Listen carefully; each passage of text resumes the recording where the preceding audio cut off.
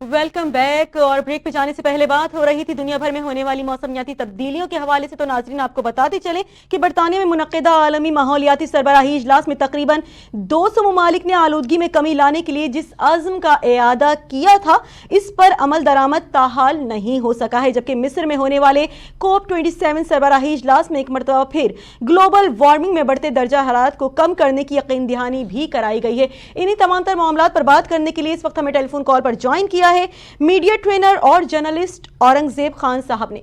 बहुत शुक्रिया sir, Faiz TV से बात करने के लिए। आलमी सतह पर माहौलियाती तब्दीलियां इंतहाई संगीन सूरत हाल इख्तियार करती जा रही हैं, क्या कहेंगे आप?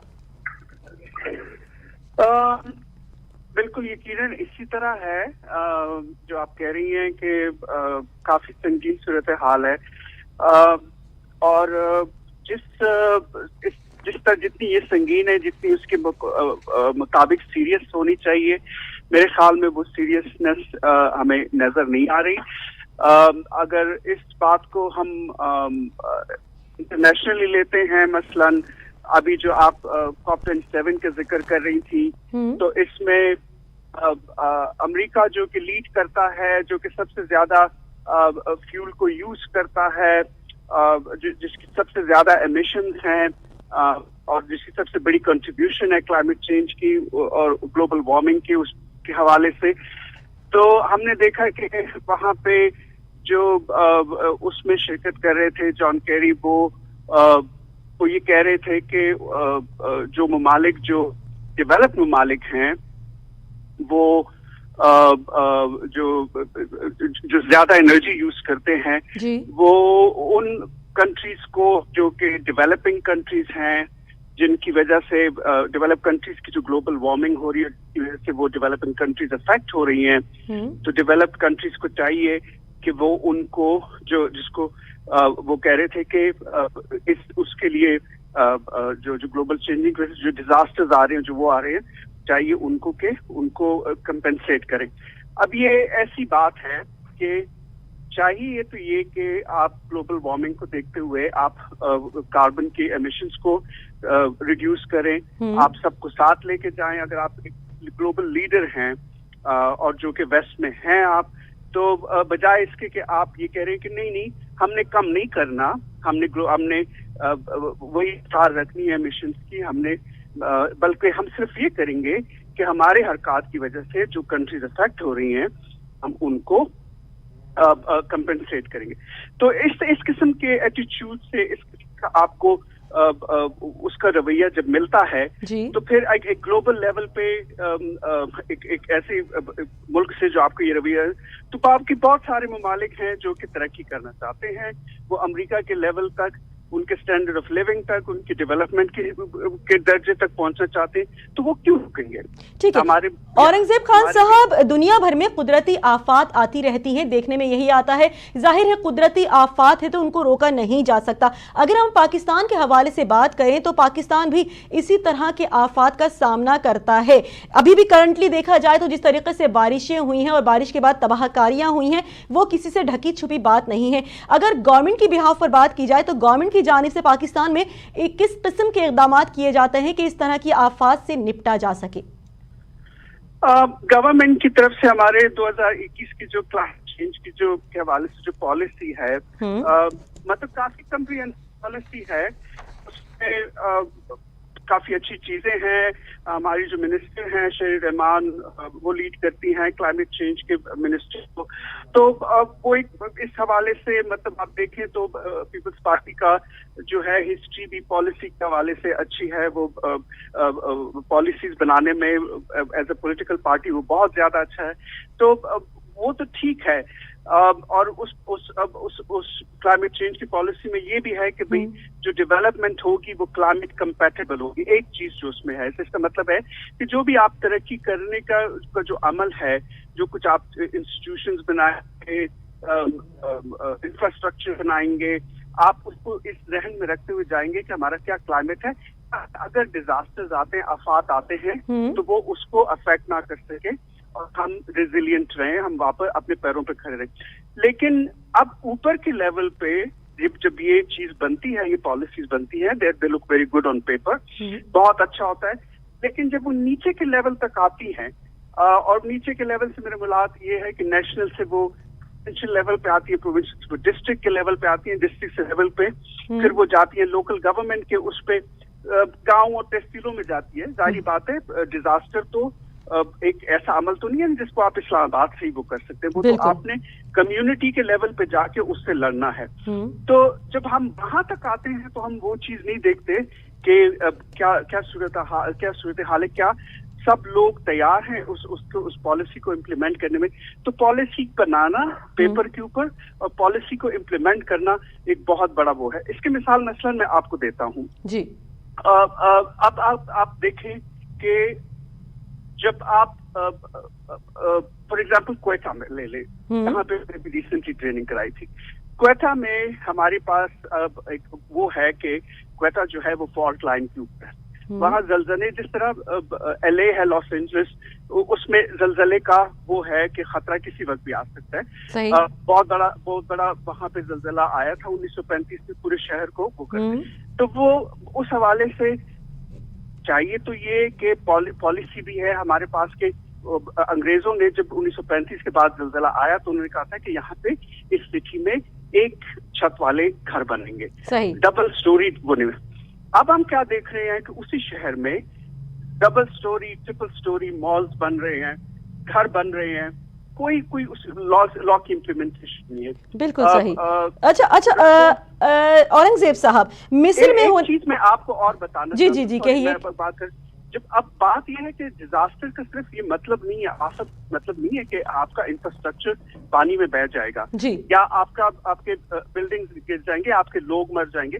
پاکستان میں ڈیزاسٹر جو ہے, ڈیزاسٹر ایسی چیزوں میں نظر پھر وہ آتا ہے جو کہ ڈھکے چھپے ہوئے ہیں. ایک ماں جو ہے بلوچستان میں قلعہ سیف اللہ میں یا خاران میں, جو اتنی دور جگہ ہیں, وہاں سے ایک ماں جو ہے جو ایکسپیکٹ کر رہی ہو بچے کو, وہ اس کو ہسپتال بی ایچ یو کے لوکل لیول پہ کچھ لیبر روم نہیں ہوتے کہ جہاں پہ بچوں کی ڈلیوری, وہ اگر وہاں سے نکلتی ہے اپنے گاؤں سے شہر تک آنا, شہر سے لے کے اس کو پھر کوئٹہ تک لے کے آنا کمپلیکیشن کی شکل میں ایک بہت بڑا مسئلہ ہے. لیکن جب یہی سیلاب آئے گا تو وہ یہی روڈز کو بھی وہ کر دے گا, تو اسی گاؤں کا روڈ بھی وہ چلا جاتا ہے. تو میں یہ کہنا چاہ رہا ہوں کہ ڈیزاسٹر صرف اس طرح نہیں ہے کہ آپ کہتے ہیں کہ روڈ بہ گئے وہ گئے, لوگوں کی زندگیوں وہی ماں مر جاتی ہے کیونکہ وہ روڈ بہ گیا ہے, بالکل صحیح, نہیں پہنچ سکی, بالکل صحیح, وہ پہلے پہنچتی.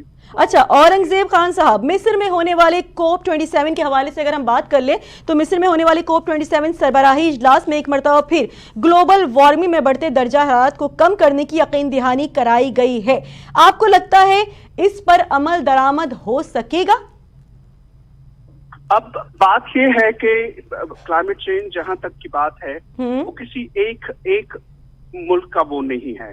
مطلب یہ مسئلہ جو ہے صرف ایک شخص کا نہیں ہے, ایک ملک کا نہیں ہے. اگر اس سے لڑنا ہے تو اس سے لڑنا ہوگا پوری گلوبلی.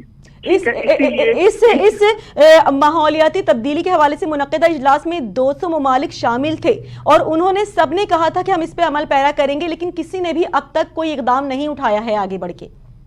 نہیں, ابھی تو خیر یہ ہوا ہے, ابھی شرم الشیخ میں تو یہ ابھی, لیکن اگر آپ اس سے پہلے کے دیکھیں COP26 دیکھیں تو بہت کم, جو اوریجنلی جو 90s میں شروع ہوا تھا اور ہوا تو اس پہ سکسیسفلی انہوں نے بہت کم اس طرح وہ ہوا کہ اس ایمیشنز کو روک پایا. تو اگر تھوڑا بہت ہمیں اس کا نظر بھی آتا ہے تو وہ آلموسٹ نیگلیجبل ہے.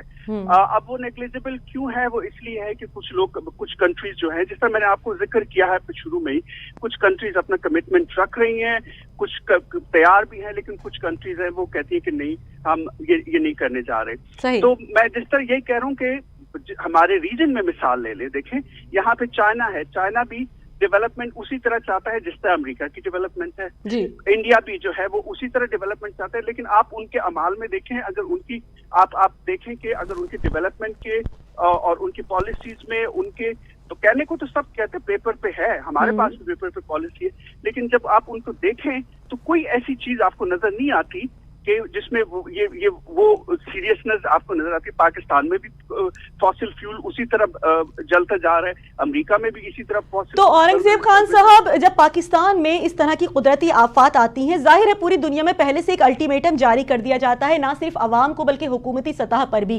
تو پاکستان پر کس قسم کے اقدامات اٹھائے جاتے ہیں, آیا کہ وہ اقدامات اٹھائے بھی جاتے ہیں یا نہیں؟ کیونکہ جس طریقے سے اس وقت بارشوں کے بعد تباہ کاریاں آئی ہیں وہ کسی سے ڈھکی چھپی بات نہیں ہے. یہ میرے خیال میں الزامات کی بات نہیں ہے, یہ تو بڑی صاف بات ہے کہ جو کلائمیٹ چینج ہے یا گلوبل وارمنگ ہے یا جو ڈیزاسٹرز ہیں یہ ڈیولپمنٹ کے ساتھ بندھی ہوئی ہیں. ہم نے جو ڈیولپ کے جو پرومسز کی ہیں, جو ہماری انٹرنیشنل آبلیگیشنز ہیں, جو پہلے ملینیم ڈیولپمنٹ گولز تھے 2000 سے 2015 تک, پھر اب وہ سسٹینیبل ڈیولپمنٹ گول ہو گئے 2015 سے 2030 تک. تو اب جو بھی ڈیولپمنٹ ہے وہ ہونی ہی اس کلائمیٹ چینج کو سامنے رکھتے ہوئے, ڈیزاسٹر رسک ریڈکشن کو سامنے رکھتے ہوئے اس کو ساتھ کرنی ہے. لیکن ہم پچھلے 20 سال سے وار آن ٹیرر میں لڑتے, تو ہمارا وہ جو ملینیم ڈیولپمنٹ کے گولز تھے وہ نہیں ہوئے, پورے نہیں ہوئے. اب ہم جو ہیں آ کے ہماری یہ ڈیزاسٹرز اور اس کے ساتھ اتنا ہوا.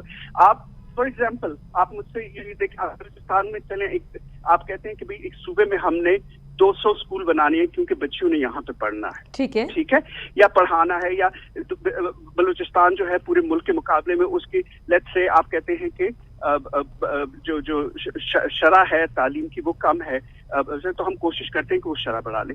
یہ آپ سسٹینیبل ڈیولپمنٹ گولز کے نظر میں بھی کرتے ہیں, لیکن اسی بلوچستان میں جب ڈیزاسٹر آ جاتا ہے, سیلاب آ جاتے ہیں, تو وہی گاؤں میں جو اسکول تھے وہ بھی بہ جاتے ہیں. تو بات یہ ہے کہ ڈیولپمنٹ ایسی ہونی چاہیے جو کہ سسٹینیبل ہو, لیکن جو کہ کلائمیٹ کمپیٹیبل بھی ہو, جو کہ جس میں ڈیزاسٹر رسک ریڈکشن بھی ہوا ہو, تاکہ اگر آئندہ کوئی سیلاب آتا ہے تو وہ نہ بہے.